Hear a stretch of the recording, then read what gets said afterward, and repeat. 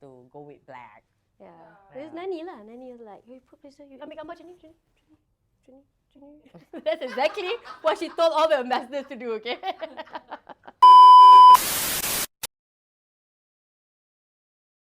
Hi, I'm Isma Husein, an ambassador to Women's Aid Organization, and this is Spotlight, focusing on women in leadership.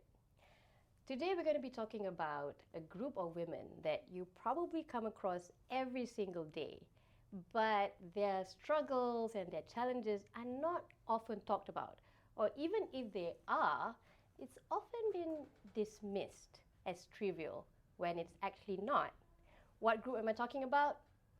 Working mothers.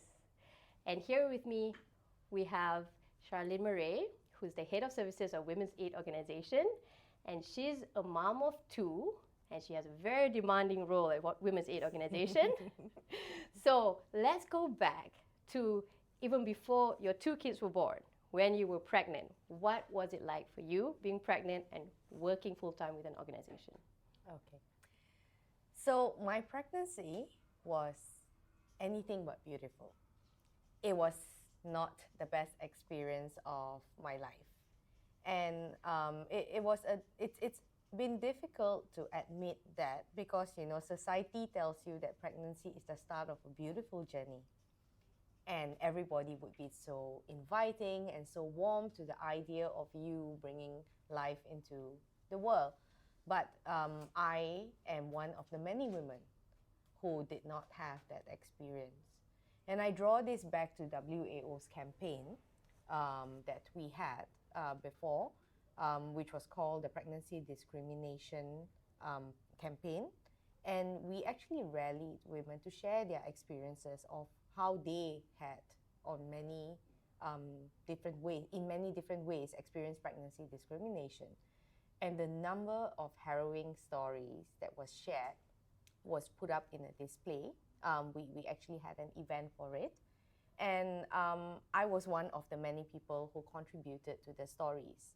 And seeing those papers of stories, short stories, hanging from the ceiling in that installation and walking through them was really one of the few moments of solidarity I have ever felt in my life.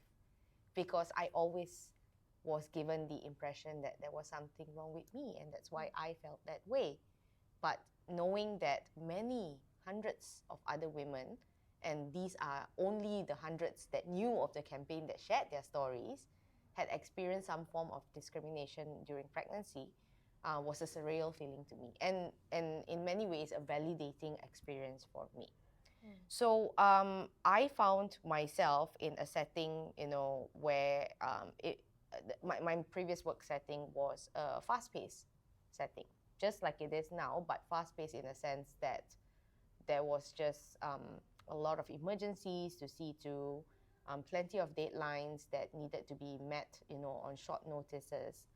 And I found myself in a very unsupportive work environment, and especially in a setting where I did not have the support of my immediate bosses throughout my pregnancy.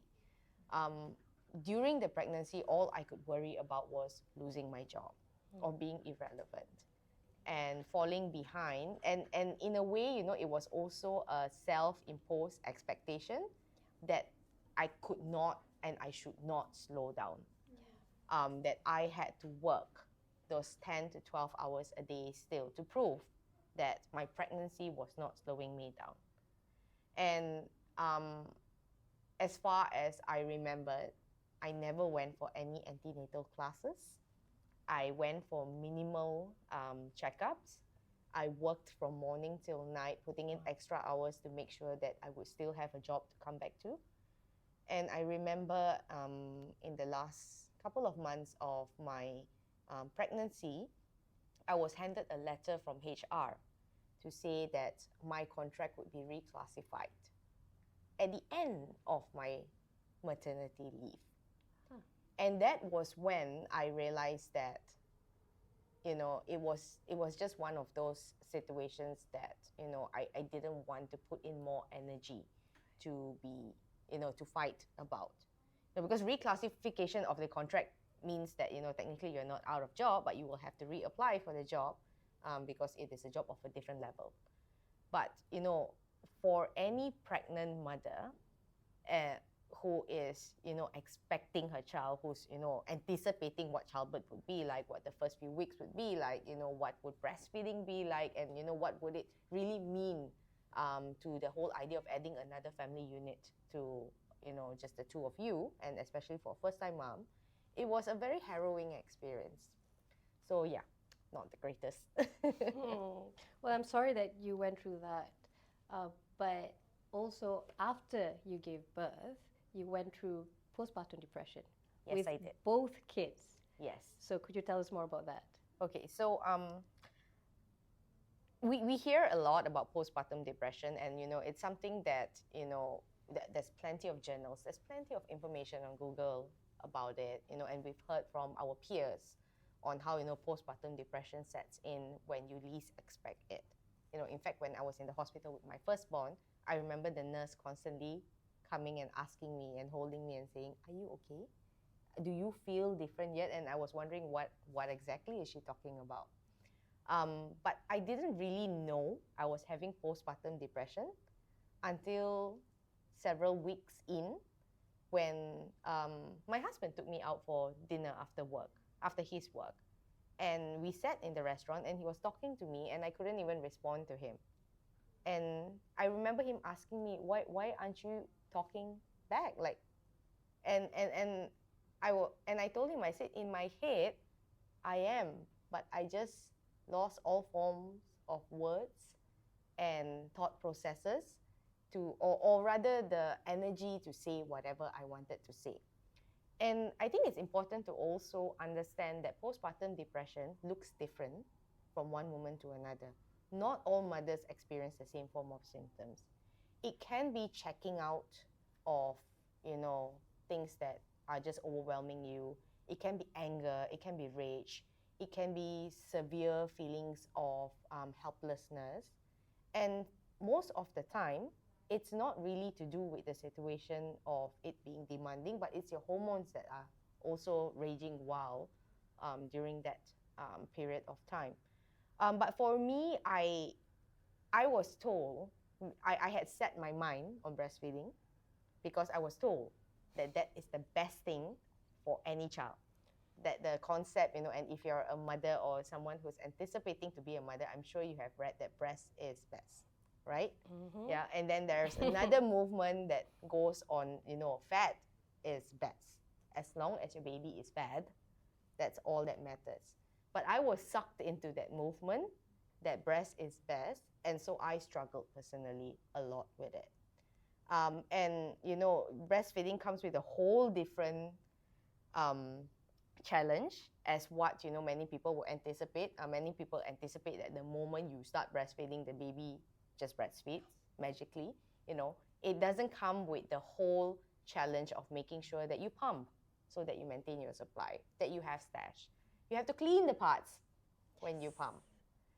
You have to make sure that you time your feedings so that the baby can sleep, so that you get rest, so that you have time to do other chores that you need to do in between, regardless of whether or not you have the helper, because by nature, especially when a child is born within the first few months, the mother is the default parent, like it or not.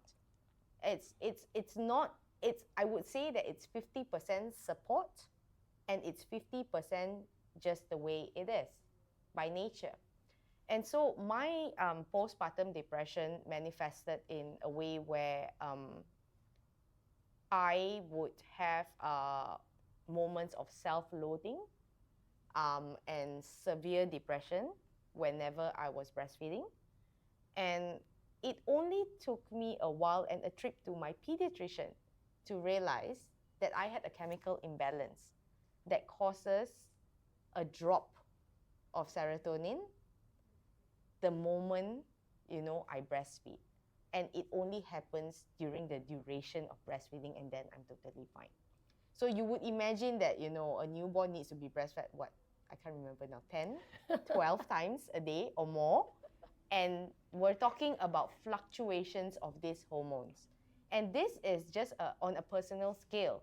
But on an external scale, I felt, very much alone because I lacked the support. I didn't have someone to help me, although it was by choice, but I felt that, people around me were going on with their normal lives while I was stuck in this new routine that I had absolutely no idea about, and that I did not anticipate it to be this difficult. And I think, it boils down to, what is depicted in the media, in society, based on, your talks with individuals around you, that you should be grateful to be a mother. You should be grateful you have a beautiful, healthy child in your arms. And you should not be feeling these feelings because these are the feelings that can manifest on your child and whatnot. But the reality is that no one acknowledges the mental health aspect of a mother navigating through a newborn. And it's extremely, extremely difficult.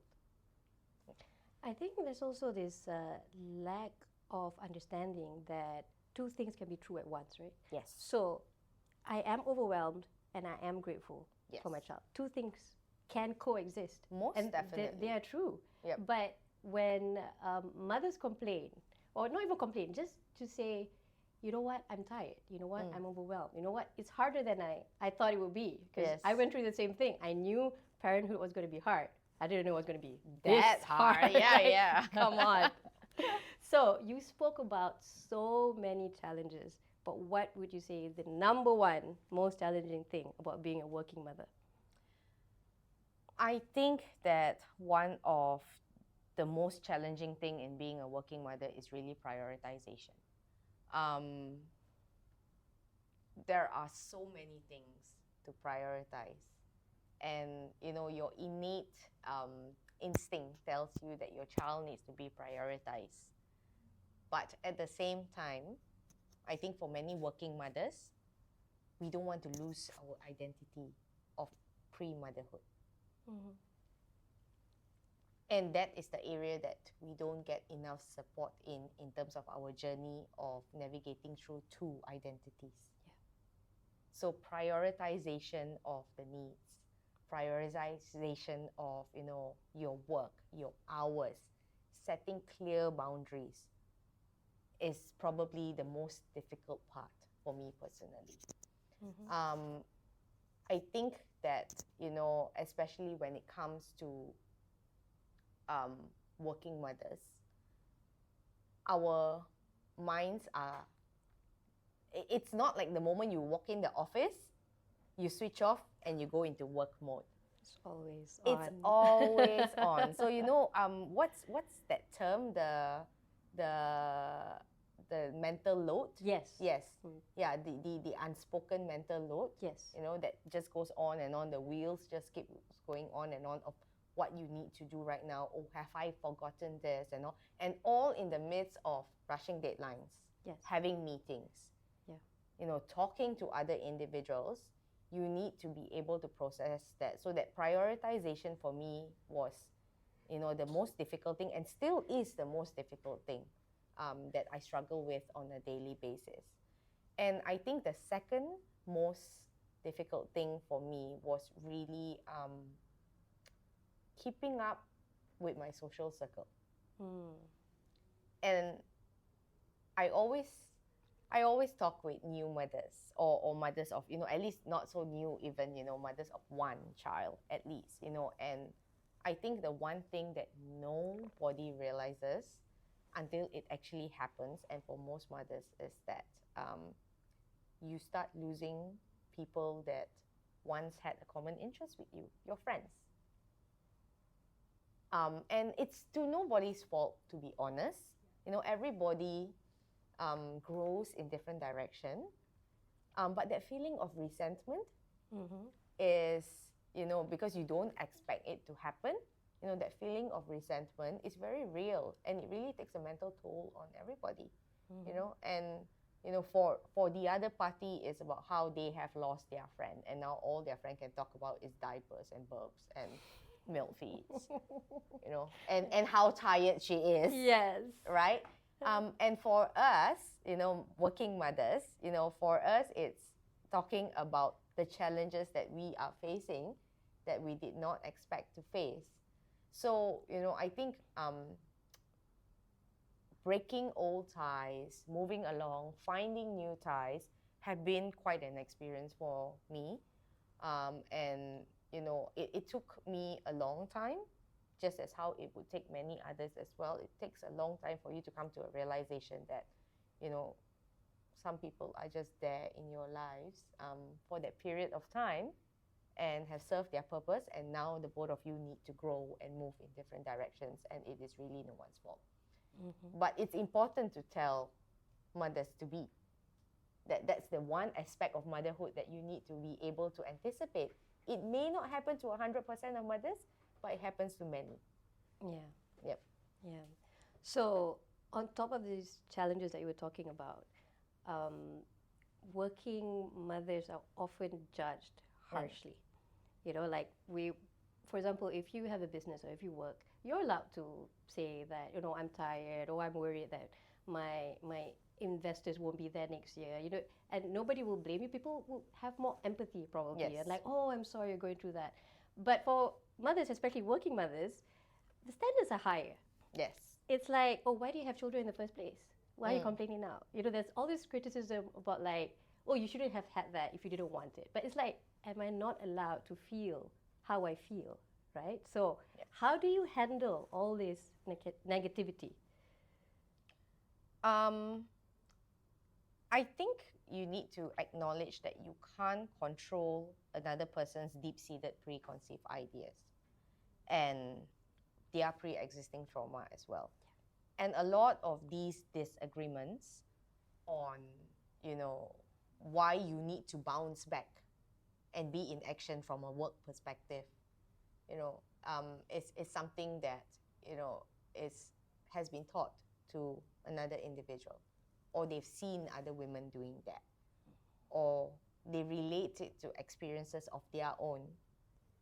And it's really a personal reflection of what they have seen, what they have gone through, and they're projecting it on you. Right. And so when you acknowledge that this is a you problem and not a me problem, and let's come to terms and communicate and set clear boundaries on what I can do and what I can't do, and to set realistic expectations, I think the process at least gets started. Mm-hmm. Nobody said it would be easier, but the process at least gets started, and I know this, from experience, that, when I came back to work, I had 4 months maternity leave. I was very lucky. So when I came back to work, the notion was that, but you had your baby 4 months ago. You should be ready to. You should have it sorted by now, right? Like, yes, you're done, right? You're done. 4 months is enough. You went on a vacation for 4 months. Sure. And I needed to be able to say it out that, no, it was not a vacation, and no, 4 months, you spent 9 months having the baby. And research shows that it takes a woman 18 to 24 months to go back to what is remotely their pre-pregnancy self. Mentally, physically, it's not just a physical thing where, how much weight you have shed or not, but mentally, it takes you 18 to 24 months to be right back at where you were before you were pregnant. Even then, you'll never get back to who you were, because you've changed as a person, you've changed right? as a person. Yeah. So those so negativities will always be there because they're very much governed by societal norms, and especially in a society in Malaysia, where mothers are always the default parent. Whether you're working, whether you're a homemaker, whether you're someone who gave up your job for it, but like I said earlier, 50% of nature requires you to be that default parent at the very beginning stages. But the other 50% is really, what you have learned that you are supposed to be the one to do that, right? So these negativity that we face, can be exterminated from both ends. One is, in my opinion, setting very clear boundaries with the parties that are involved. And secondly, really looking at it from your personal perspective and understanding. And one of my favorite quotes of all time was what Michelle Obama said, which, she received a lot of criticism for, that you can do it all, but not all at the same time. Right? Let's expand on that. Yep. Like, do you really think women can do it all or should do it all? No, I don't think women should do it all. I think that, I think that doing it all is also, something that needs to be interpreted in a different way in society. What does doing it all mean? Does it mean doing all what a man, a father, will be able to do? Does doing it all means going back to the previous things that you were doing before pregnancy? Right. Does doing it all mean that you have to get rid of certain parts of your life and choose only those items to do? What is your to-do list? In order to know what do it all is, you have to set your to-do list. And I think everyone has individual capabilities, different circumstances to say what all really means. So, that notion itself is flawed. Yeah. That's what I feel. That notion of doing it all is flawed. Yeah. A very simple explanation would be that you would probably say that a working mother is doing it all as compared to a homemaker. But we as working mothers know that is absolutely not true.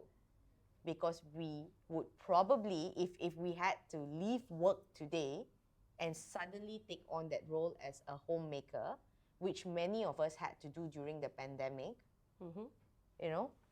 we would realize that, oh my goodness, this is not something that can be done just on a whim.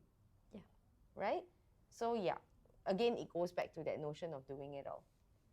Right, so we've expanded a little bit on the challenges, and I think there are more intricacies and nuances, but we just don't have the time for that. Yep. But are there policies in place to support women? Or, and if there are, what is lacking? Okay.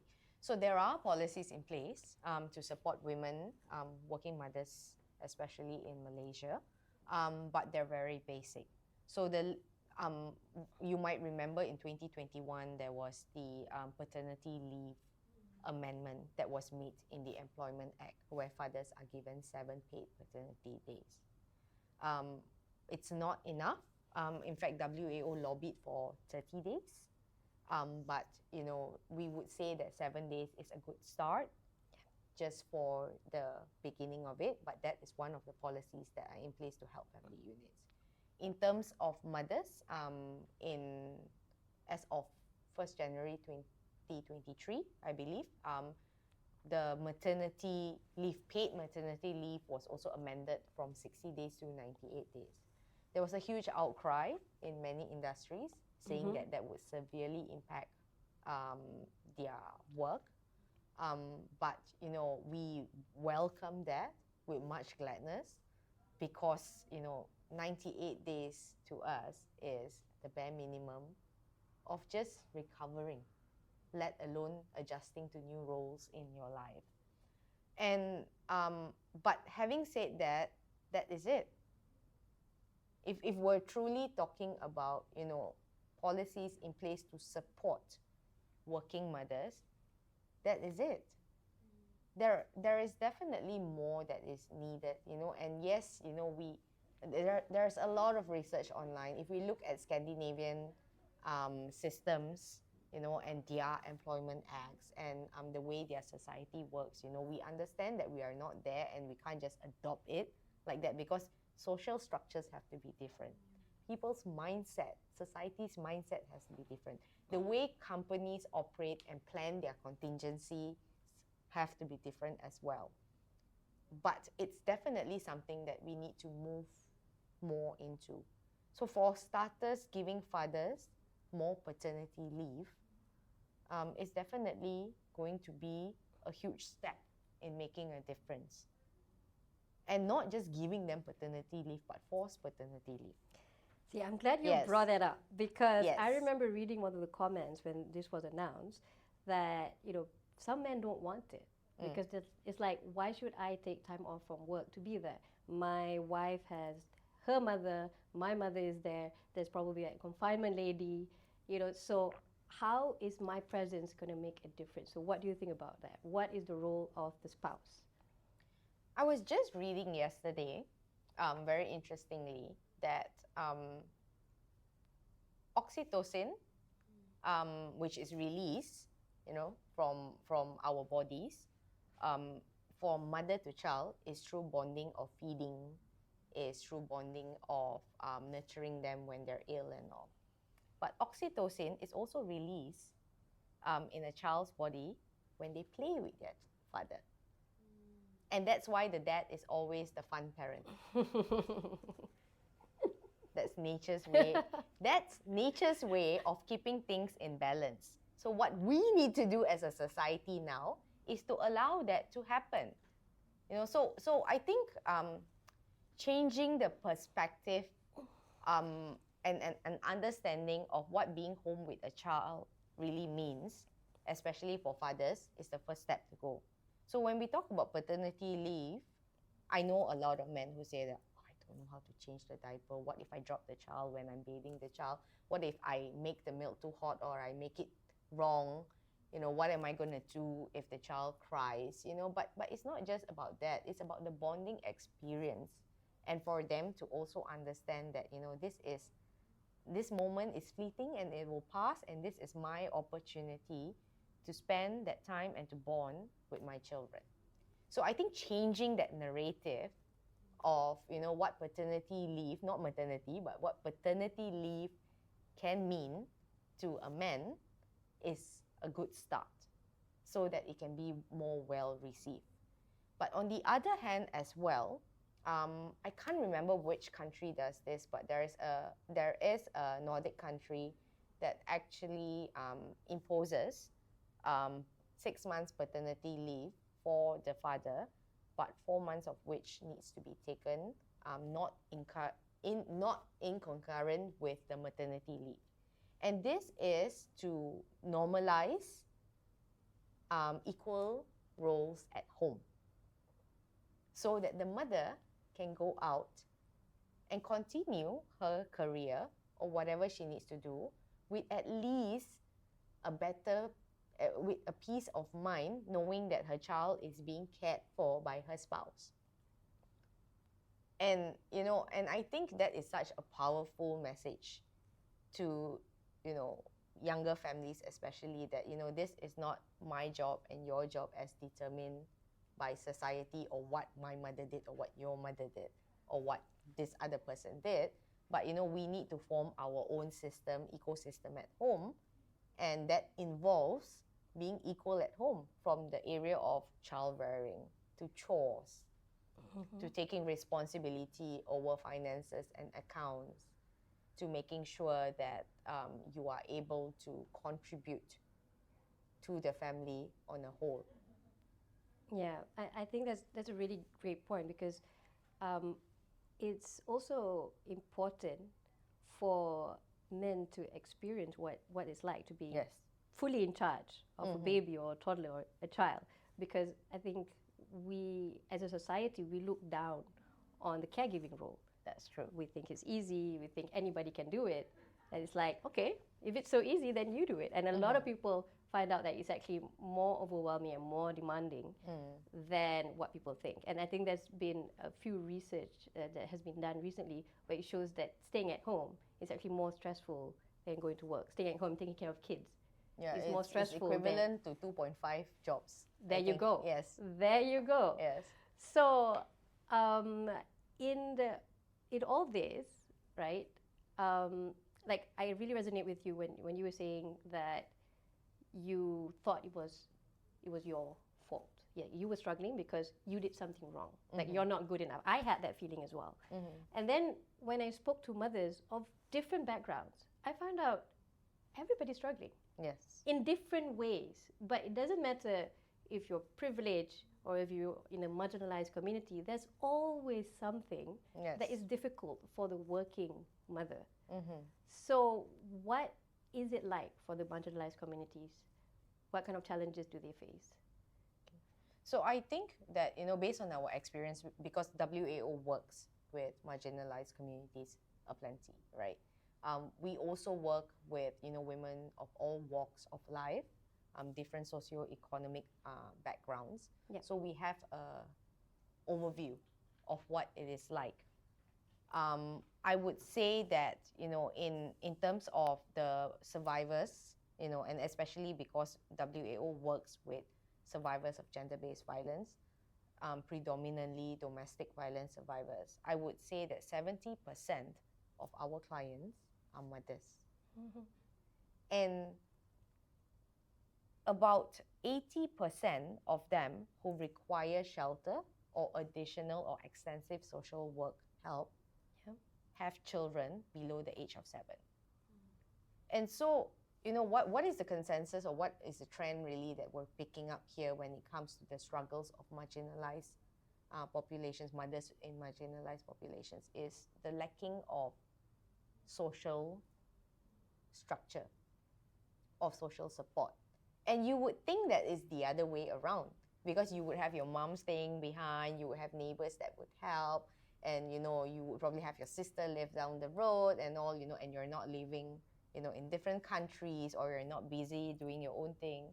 And many of them are homemakers, not by choice, but they are homemakers by the time they have children, because it is the default role that they have undertaken. Or they have, whether they chose to undertake it or whether, it was by circumstances, it's seen as the default role, and it's believed to be the default role. But also childcare is expensive, right? Yes, and also childcare is expensive. And so what we see is that, if I could narrow it down very quickly to 2 things. One is the lack of policies to assist mothers of marginalized population. So we're talking about, incentivizing companies and corporations to hire mothers who need to go back into the workforce. And when we're talking about marginalized populations, obviously we're talking about lower earning power. And when you have a child, you know how expensive that is. All those hidden costs that you don't realize is going to show up on your monthly bills, right? You think the obvious costs are expensive until you see the hidden costs. Yes. And so, elevating their economic situation through policies, through better incentives that can be out there to encourage corporations to not only employ, but to provide them the support that they need, is something that is so important. Because we find that the majority of women who are survivors of violence in marginalized communities, and also mothers with younger children, do not have a source of income and are trapped in that situation where they cannot go out and find that source of income. And many of them come to us with multiple anxieties because they're in a crux. They're in a situation where they can't go out and work because there's no affordable childcare. There's no creche support in workplaces. There's no way or there's no programs for new mothers or mothers of young children to better themselves in terms of education, skill sets. And there's no affordable childcare that they can utilize when they need that support. Right. Yeah. And the second thing that I wanted to touch on is really the importance of mental health support. So Malaysia does not have sufficient mental health support, whether it is in the area of peer counseling, whether it is in the area of individual counseling. We do not have those kind of facilities that can be found in PPRs, that can be found, in government hospitals, where individuals can just go and talk it out.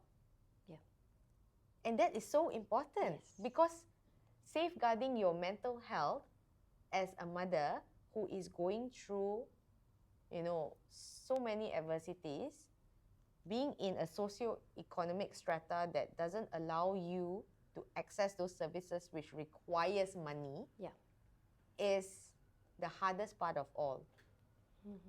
So economic empowerment, better economic empowerment opportunities for mothers. That is really the solution to it. So speaking about the future, what would you like to see? What change would you like to be happening in the next 5 to 10 years, for example? What change would I like to see happening? Yeah. I think, I would go back to the fact that, mental health support, availability of free or even subsidized and affordable mental health support is extremely important for us as a society.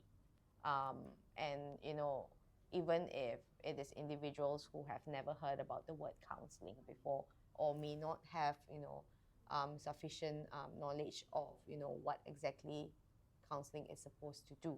But having those structures where, mothers especially, are able to vent, to talk, to communicate, to find sustainable solutions, or rather be guided on a path where they can say that, okay, this is the way I am going to work my future out. That is something that is extremely important. Yeah. I also think that child-friendly services in our society needs to be expanded. And I'm not talking about playgrounds in a shopping mall or creche services by MNC companies, because that is catering to a very specific crowd.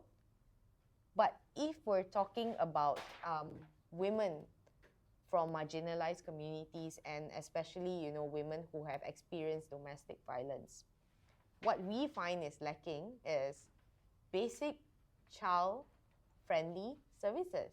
Yeah. If you go to a police station and you need to lodge a police report, where are you going to put your child if you do not have the support and assistance of an organization or another individual? And assuming you do not have family members and friends who can watch over your young baby or your child.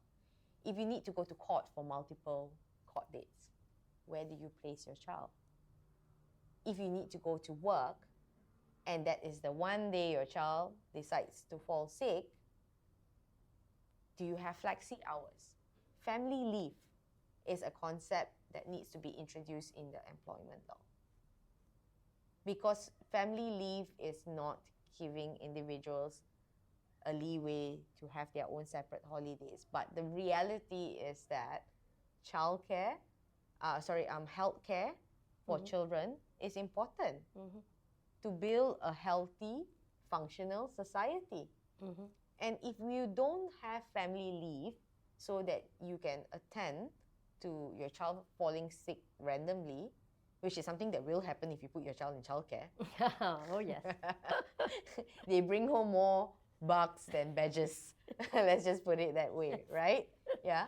But so family leave is a very important component that needs to be, accepted and internalized in the way, we work. Right. Yeah. And last but not least, I think that it's also very important to foster a culture of comfort and empathy within the workplace. And when we talk about, how exactly is it that we can better support working mothers in a workplace? So we're talking about, really what happens within that window of 8 hours per day. So there's a lot of arguments on, but it will reduce productivity and, then someone else will have to do your job. And, and we need to plan around your schedule and whatnot. But these are things that can be pre-planned. These are contingency planned when you have a new working mother in your organization or your corporation. And I think that it is important, just like how most HR policies are now embracing gender diverse policies, are embracing, anti-sexual harassment protocols within the office and all. I think it's also equally important for corporations to start embracing and promoting the culture of comfort and empathy. Well, thank you so much, Charlene. Not just for sharing your professional knowledge, but also your very personal experience. I feel quite cathartic actually, because I think these issues should be spoken about a lot more. Yeah. And I hope you learned something. I sure did. And this is WAO Spotlight, and I'm Isma Husein.